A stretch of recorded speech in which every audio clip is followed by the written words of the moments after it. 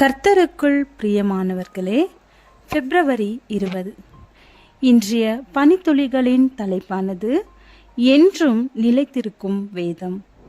வசனம் சங்கீதம் 119 அதிகாரம் வசனம் 103.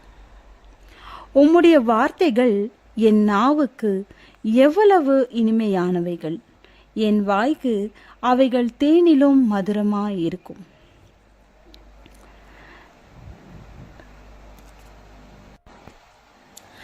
டயோக்ளிஷியன் என்ற ரோம பேரரசன் கிபி 300ஆம் ஆண்டில் பரிசுத்த வேதாகமம் எங்கு கண்டுபிடிக்கப்பட்டாலும் அது உடனே எரிக்கப்பட வேண்டும் என்ற சட்டம் இயற்றினார்.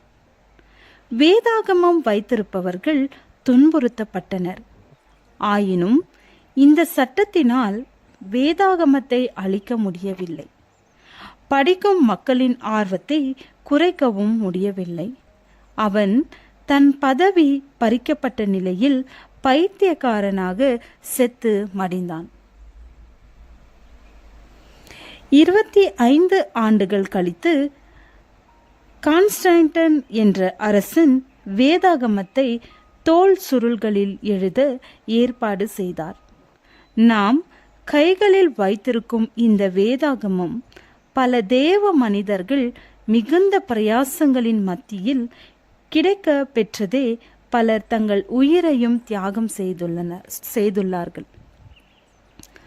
லாசன் அயர் கிபி 1862ஆம் ஆண்டு டென்மார்க்கில் பிறந்தார்.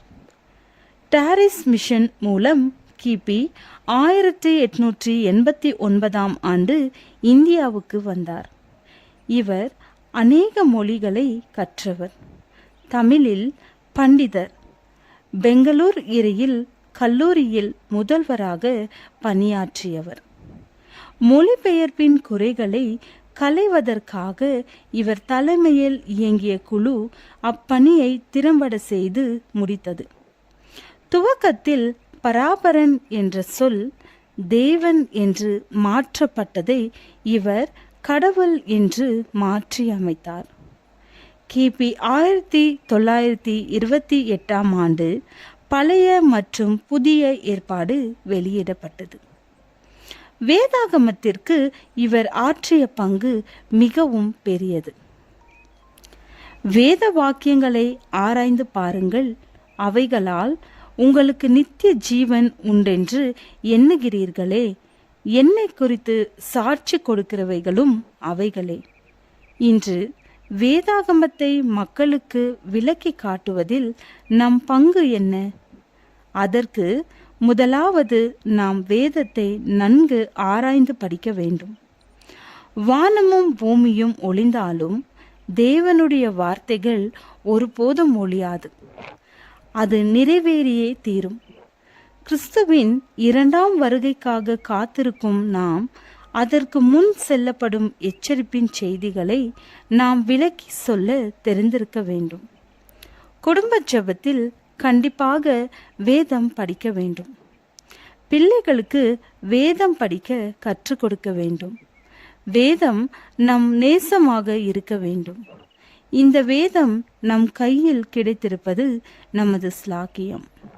இதை பெறாமல், வாசிக்காமல், எச்சரிக்கப்படாமல் மாண்டவர் எத்தனையோ பேர்கள்.